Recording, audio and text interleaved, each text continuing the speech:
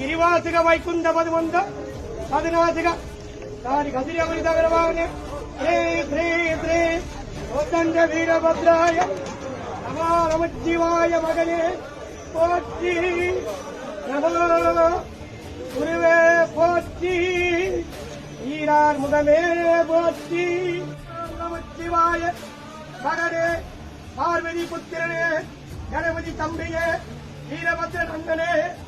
போற்றி போற்றி போற்றி அழகனே முருகனே